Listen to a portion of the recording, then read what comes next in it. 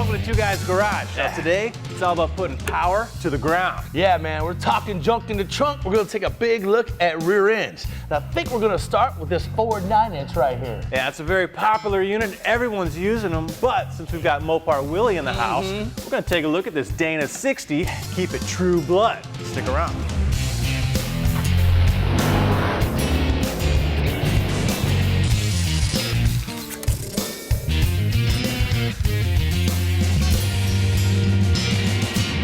You're making a lot of power and torque, and you're not sure what rear end to use. So maybe you decide you want to run this Rockwell top loader. Yeah, it's kind of a gross exaggeration of what's actually needed. I mean, just take a look at the sheer girth of this thing. You're looking at the flanges, they're a 1/2 inch, 3/4 inch, the wheel studs, the lug nuts. It's just huge, it's a beast. And just to put it in perspective, this, ladies and gentlemen, is a Dana 30. This is what you're gonna find in most front ends of Jeeps nowadays. Yeah, a Jeep that's off-roading and climbing up mountains and stuff like that. Yeah. So this is a kind of cool unit. Like I said, it's a top loader, so it's got a bolt pattern around here, and the whole center section comes off the top, right? Now, if you look across here, we've got a fabricated housing, but man, you wrap on that thing, it's not made of sheet metal. Thick, man. There's some serious forging going on to get this thing into shape before they weld it up. Now, there's a lot of applications for this, from military to big dump trucks, and you can even have an input here, that drives obviously the wheels and the ring and pinion, but it actually has an output all the way to the other side. So if you want to run another driven axle, maybe another driven axle, some crazy project to 6x6. So it's a pretty cool unit, but a lot of guys are running them, on the monster trucks. Right. Now let's step away from this, because this is obviously a little overkill. Now let's take a look at its little brother. It's real small little brother, but little brother that packs a serious punch, the Ford 9-inch. Yeah, when you say little brother, it's like the little brother that's like the mixed martial arts master, right? Dominates it. Yeah. So Ford 9-inch, it's been around forever, and it's in a ton of vehicles regardless of what badge is on the hood, because of a lot of good reasons. Yeah, this center section being one major reason. This whole thing comes out, so you can leave the housing in the car, whether you're changing gears, shimming it up, you just unbolt it here, pop this thing straight out, take it over to your workbench, and it becomes a ton easier to get your hands in and do some work to. Yeah, a lot of diffs have a back cover on it. Yeah. Now, like you're saying, you're laying under the bottom trying to set up all that stuff, whereas this guy set it on the bench to work on, and you can have multiple gear sets, so you can have whatever kind of gear ratio you want for different tracks, different events. 1/8 mile, 1/4 mile, turbos, nitrous cars, all can use different gears. So even at the track, you pull the axles a little bit, swap out, you're ready to go. Yes, a beast indeed, but we have a Roadrunner project. I'm a Mopar guy. I do have some Ford 9-inches underneath my Mopars, but this Roadrunner, I want to keep pure blood. So that's why we go over here to the beast known as the Dana 60. Yeah, now there's a lot of arguments back and forth, Ford 9-inch, Dana 60, which one's better? And it's not necessarily a good apples to apples argument. They're both super beefy, super strong, and you can make them darn near bulletproof. So it's kind of whatever you like, what kind of money you want to spend, maybe what's lying around in your garage. Exactly, and I found this one at a junkyard. It's a full floater, it came out of a truck. So we're gonna do a little work on this, show you guys the inside, the pause unit, gonna get in here, tear it down and have some fun. We'll do that when we come back. This segment is brought to you by Schumacher Electric Corporation. Experience, ingenuity, and excellence in battery maintenance. All right, welcome back. Now it's time to tear into our big Dana 60 and show you how this thing works. Yeah, before we get into a million pieces, probably ought to give you a little bit of high level of how it kind of functions. Now you got a drive shaft, right? It's coming out of your transmission. And it's turning, what you can see down inside of there, kind of a spirally ice cream, like a twist cone from Dairy Queen sort of gear. Well, that gear is turning this big ring gear. So you got a pinion and a ring. Well, that ring, as you can see, is bolted to this sort of housing. So this entire housing is turning in the direction you want your wheels to go. So you think, wow, if I just solidly put my axles in there, I could turn both wheels. And you're right. You turn both wheels if you welded everything to it or bolted it to it. But how do I get that relative motion? Right. Well, that relative motion, when I go around a corner and the outside wheel wants to go faster, comes through these spider gears.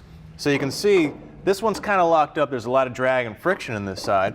If I turn it, I get a spinning motion between this gear and the housing, and I'm only turning the one wheel, hence the one wheel peel. So the way to get drive power to both wheels is to add possibly some friction. Right, and you're gonna do that with these clutch packs. See, this is how you can tell an open diff carrier and a posi diff. It's because you can see these clutch packs right in here that transfer some of that energy via friction to both these spider gears. So you have a clutch pack down here, which transfers the friction, rotates this tire, and then a clutch pack on this side, which does the same thing, so you get both the tires turning at the same time and the same amount of power. Yeah, so I got lots of friction driving those, but if I got more from that one tire, I can break loose and I can slip and I can get some relative motion. Now, we'll go ahead and pull this thing apart, but before we do that, we need to start pulling the axles. Yeah, and let's show you a little bit of difference between a floater one and then a solid axle like we have in the Ford 9-inch. So if you go over here, loosen up these bolts right here, this floater setup is basically an axle under this long flange that bolts on the wheel hub right here. Now they have this set up so in case you shear an axle, a lot of people do it at the shoulder, you won't lose the wheel because this is still spinning and it's got a pin here, a little pin nut that locks down so you can keep your tire on your hub, on your wheel, on your drums, and you don't lose the tire. You've seen the track before where the guy is taking off, does a big burnout or something, all of a sudden the tire, along with this big long shaft, starts rolling down the track. Well, that's a solid axle. Yeah, it's always a bad day when you lose a wheel off of your car. Yeah. Well, a Ford 9-inch does it a little bit differently, and it's actually still a pretty good system. A lot of diffs try to hold, the axles, right here towards the center section, but again, if you snap something, it goes shooting out the side. Right, some people call this a solid axle, some people call it a semi-float, but it's pretty cool because they use this retainer clip. It goes in right here and bolts up to this back housing here. So in case you do break an axle in here, it may wobble a little bit, but you'll still hold on to your tire. Yeah, so great way to keep your car going down the track, even if you're wobbling a little bit. Now, as far as sizing goes, let me throw this guy up here. You can grab that other axle. Now, the one that came out of this rear end, that's a 31 spline. You can kind of see the difference between our Dana, which happens to be a 30 spline. But if you really want to be the bad boy in town, you can step it up to the 35 spline. This is off of a, a big rock crawler truck. Look at the difference, man. Yeah, now there's, all different spline counts. There's all different sort of structure and beefiness that you can put in one of these things. But I think right now, we might as well go ahead and start pulling the rest of this thing apart. Yeah, the great thing about this is a lot of guys use this in truck applications, mud applications, towing, rock crawling, all that, because the weight, all that inertia isn't working against the axle because it actually rides right here on the housing and the actual hub here. So as you explain here in just a second, there's the bearing. Yeah, you can see this looks kind of like a spindle. Yeah. So you've got a bearing on both sides of that hub. So that hub, like you said, it's taking all the load of the vehicle and the tire pressing. Right here and right here. And if you think about an axle, right, if I've got a bearing sitting out here, I've got a whole bunch of load from the vehicle and the tire bending this axle as well as trying to make some torque and drive it. So if I can take all the bending, the bending moment off of that flange and put it right into that hub, then half my load has gone off the axles. They'll last a lot longer. I can put a whole lot more payload on it. So these are super durable. That's why you see them on trucks. System. You can actually see it inside riding on this bearing. And when you see this, they're also riding on that bearing in there. So none of it actually rides on the axle itself. Yeah, but the only problem is, whether it's bolt pattern or shear size and mass, it's kind of overkill for a hot rod or a drag truck. So a lot of things you can do is kind of get rid of that big bulky stuff, start maybe transferring over to some of the more car and light duty truck applications, which we're gonna do on this baby.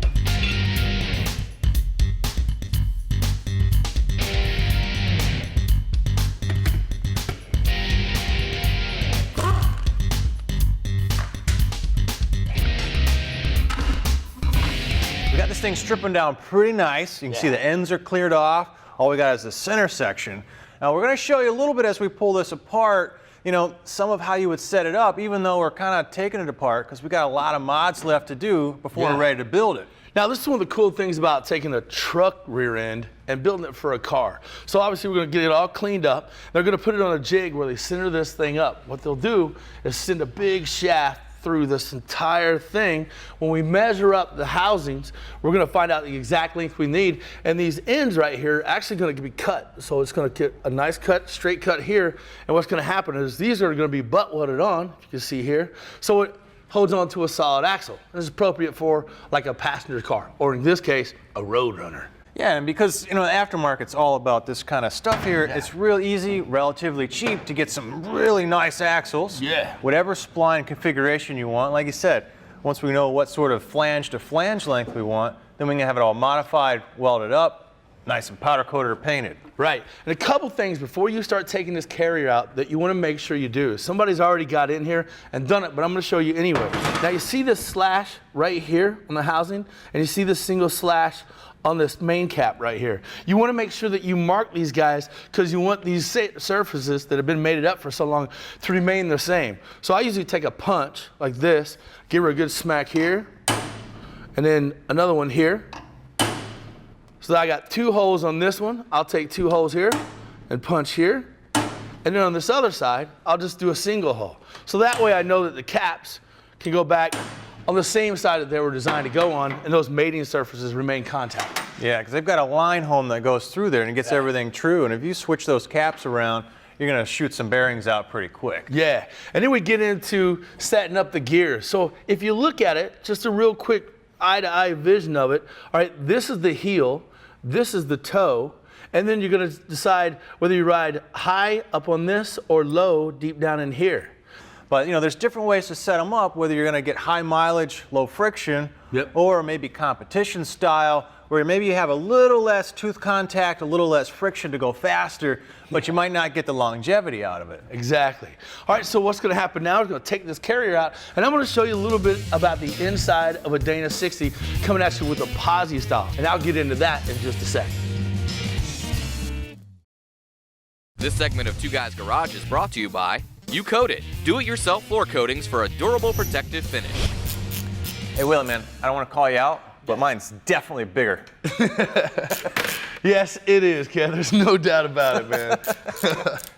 Well, these guys are good at home. They behave themselves. We're going to pull this one apart just like you're doing over there. We'll show them the inside of a monster truck rear end. Dude, can't wait for that. In the meantime, I'm going to show them the inside of a Dana 60 posi unit. Now, one of the first things you want to do is remove the ring gear, and also take note. There's a little push pin in here where you guys see this little hole right here with a long punch or long slender screwdriver. Make sure you get that out, because this pin that holds the spider gears, that's where this push pin rides in. And you'll have a hard time trying to kick that bad boy out if you forget this thing right here. All right, now that being said, a lot of times you can just give her a good push. And a lot of guys will take this big pin right here and put it on a lathe and knock all the burrs off of it, because they tend to get corrosive and build up some corrosion here on this contact surface. So you can just put it on a lathe, spin it real fast, hit it with some real fine sandpaper, and it becomes really smooth. Now, another thing we're gonna do here is make a homemade spider gear separator. Cool thing about this tool is a lot of guys will spend some expensive money. How long bolt that? A lot of guys will spend some money and go buy a big set when they don't really need to. You could find a long, good bolt, a handful of washers, and build you one right in your own shop. Let me show you how it works. So Kev, check this out. So you take a long bolt, slide it through here with some washers, another concave washer. When we get these clutch packs out, you're gonna see something pretty cool. And on Fords, you're gonna see a spring, basically, a couple of them. Whereas in a Dana 60, the clutch packs are all metal. I'll show you that in just a second. And another thing about it is they have like a big concave curved washer, and that acts as a spring. So when we get this in here, pull that bolt through, take the other washers, put it now on that here. spring is that bent washer. It's a Belleville washer. Yep. What that's doing is it's compressing the entire clutch pack assembly. So as we're driving this housing, you've got friction in here to actually drive that spider and drive that axle. So we got to compress that spring so we can pop these 2 spider gears out. Otherwise, it's going to be a real pain. Yeah. All right, so if we squeeze that pack down, put a little wrench action on it. All right. Do this, and then show you how this is going to work. And what that does is you can see the washer is going to push this clutch pack in, and that allows us still to be able to spin this freely, but it takes all the tension off these gears. So you should be able to give it a good... Come on, muscles. There it is. I see it. Right on. So you'll give it a good turn, and out comes the spider gears. All right, now that you got the spider gears out, we can remove these clutch packs. Pretty cool to see how these bad boys work. There you go. All right, it's got these clips holding together, and you have clutch plates in here that are called dry plates and driven plates. Here's that washer Kev was talking about, this big concave bad boy here that actually acts as a spring when all this pressure gets applied. And you'll see on these clutch packs how some of these friction plates are rounded. All right, these are the driven plates. They're driven because these cogs in here ride on these spider gears, on these splines, like this. So you're gonna have the dry plates and then the driven plates. And all these things get forced together with a bunch of pressure and drive the spider gear right here, which in turn drives the axles as well. Yeah, it's just like the clutch in your transmission, except you got multiple stacks of clutches and driven and undriven plates. So it's pretty simple system once you break it down. And when you stare at those spider gears working back and forth and the axles being able to work independently, after a while it kind of soaks in and it's kind of like, I get it. All right, we're going to take a break. But later in the show, we're going to dig into that monster truck rear end, show you how it works.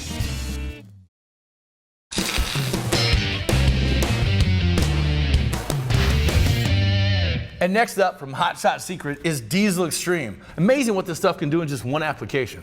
Yeah, now it's a detergent and it's a performance booster. Now it'll go in and it'll break up some of the moisture, it'll disperse it so it can get out of your system, out of your fuel lines, out of your tank. It'll pass it through the system and then it'll go through and coat. It's got anti-corrosive, elements in there as well, it's giving you that power. Right, not only that, but it raises your cetane level by like 5 or 6 points. That's right. So it takes, any of the molecules that maybe have a lower cetane number, it brings them up so you don't get pre-ignition and start getting, expanding before the piston's where it should be. It robs power, it robs fuel efficiency. You can feel it in your back tire and the seat of your pants. Yeah, overall performance booster. It's Hot Shot Secret Diesel Extreme. Now check out all the different colors, all the different weave patterns. Now this is from LMC Auto Carpet. They make everything from the 40s and up for your car, truck, SUV, and van.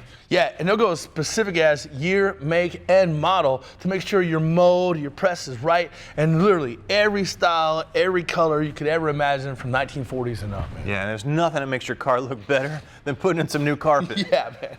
Or cleaning it up, Yeah, exactly. Dusting it, cleaning Yeah, it, well check them out. It's the same guy's LMC truck. They've been around for 30 years. Yeah. It's LMC Auto Carpet. And no matter what project you're working on, it's always great to throw on a set of gloves, whether it's grease from your car or even painting a trim on your house. Yep. Now, these are from SAS Safety Core. Yeah, they're the Raven Extra Strength Professional Grade 6mm nitrile gloves. These things, look at them, tough. These things are brutal, man. They're totally boss. And the cool thing is, if you look close enough, they all have a textured grip. So even if your components or whatever you're working on get slimy and oily, you can still get a good bite on it. Yeah, they even got a little rolled cuff on there, so they're real simple to get on. Flick off when you're done with a job. They're SAS Safety Core. It's their Raven nitrile powder-free gloves. And here we go from Gorilla Tools, something called Monkey Spit. But don't let the name fool you. It comes in 3 different locking combinations, the 100, the 200, the 300. And I will tell you, the 200 says requires extreme torque to break free. The 300 says permanent locking. Yeah, I'm good for this one. Muscles over here is good for that one. Now this is thread locker. I mean, you guys have seen lots of this before. A couple drops will do you. Right on the first couple of threads, it'll work its way up as you install that guy. So this guy, if you want to get him in and out a few times, perfect. This guy, man, he stays there for a long time. Yeah. That's monkey spit. I think that's a lot cooler than llama spit. Yes, much better. So pick yourself up a couple bottles, man. Make sure your hot rod stays together. Honey, I brought home the Monkey Spit. For more information about anything you've seen on today's show, check out speed.com or visit TwoGuysGarage.com.